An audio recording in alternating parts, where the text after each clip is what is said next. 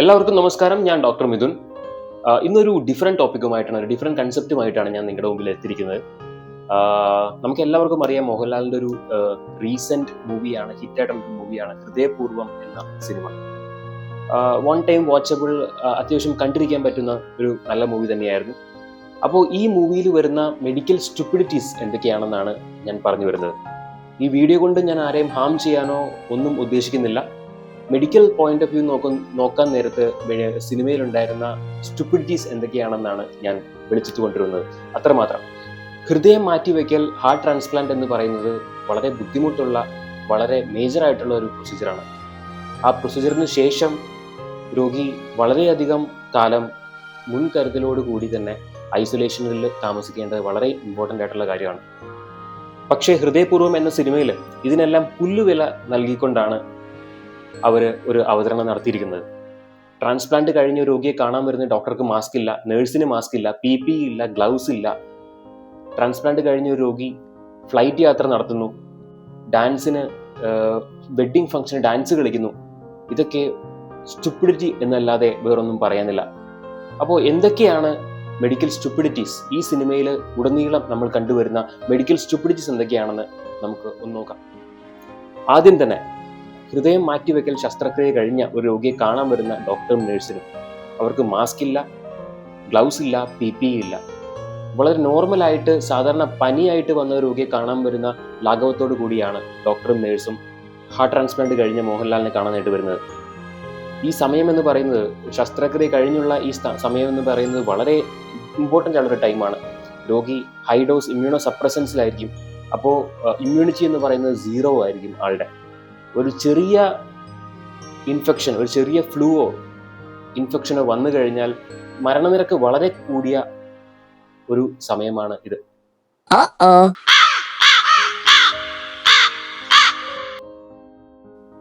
രണ്ടാമത്തെ കാര്യം, സർജറി കഴിഞ്ഞ ഉടനെ രോഗി സാധാരണ ജീവിതത്തിലേക്ക്, നോർമൽ ലൈഫിലേക്ക് തിരിച്ചു വരികയാണ്. ഹാർട്ട് ട്രാൻസ്പ്ലാന്റേഷൻ കഴിഞ്ഞ് 3 തൊട്ട് 6 മാസം വരെ കർശനമായ മുൻകരുതലോട് കൂടി തന്നെ ജീവിക്കേണ്ട ഒരു സമയമാണ്. ഫുൾ ടൈം മാസ്ക് വേണം, തിരക്കൊഴിവാക്കണം, യാത്ര ഒഴിവാക്കണം, ഇൻഫെക്ഷൻ എക്സ്പോഷർ ഒട്ടും പാടില്ല, റെഗുലറായിട്ട് ഫോളോ അപ്പ് വേണം, ഫിസിക്കൽ സ്ട്രെയിൻ എന്ന് പറയുന്നത് 0 ആയിരിക്കണം. പക്ഷെ സിനിമയിൽ ട്രാൻസ്പ്ലാന്റിന് ശേഷം പുതിയ ജീവിതം, നോർമൽ ലൈഫ്, നോർമൽ ഔട്ടിംഗ്, ഒന്നും സംഭവിച്ചിട്ടില്ലാത്ത പോലെ. Stupidity number 2. സ്റ്റുപ്പിഡിറ്റി നമ്പർ 3 എന്ന് പറയുന്നത് ഫ്ലൈറ്റ് യാത്ര.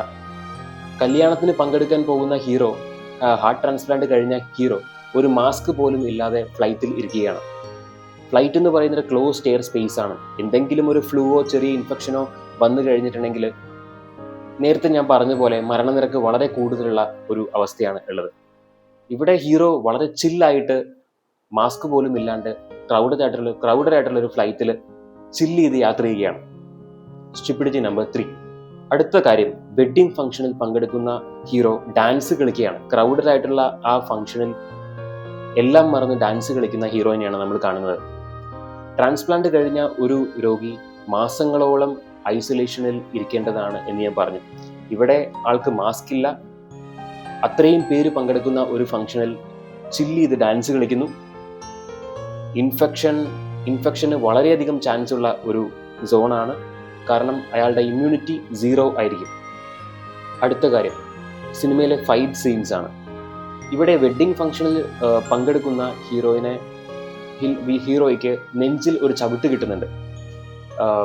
ലൈക്ക് നമ്മുടെ ഓപ്പൺ ഹാർട്ട് ട്രാൻസ്പ്ലാന്റ് കഴിഞ്ഞ ഒരു രോഗിയുടെ സ്റ്റിച്ചസ് ഹീലാവാൻ തന്നെ 8 to 12 വീക്സ് എടുക്കും.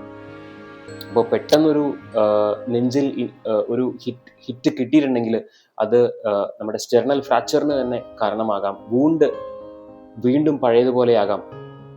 അതുപോലെ തന്നെ അകത്ത് ഇഞ്ചുറി വരാനുള്ള ചാൻസ് ഉണ്ട്. ടാംപനേഡ് എന്ന് പറയുന്ന ഒരു അവസ്ഥയുണ്ട്. ഹാർട്ടിന് ചുറ്റും വെള്ളം കെട്ടിക്കിടന്ന് വീണ്ടും ഹാർട്ടിന്റെ പമ്പിങ്ങിനെ വളരെയധികം സാരമായി ബാധിക്കുന്ന ഒരു അവസ്ഥയാണത്.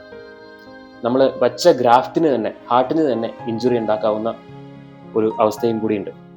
ഇവിടെ ഹീറോയ്ക്ക് നെഞ്ചിൽ ചവിട്ട് കിട്ടിയിട്ടും ഹോസ്പിറ്റൽ അഡ്മിറ്റ് ആവുന്നു.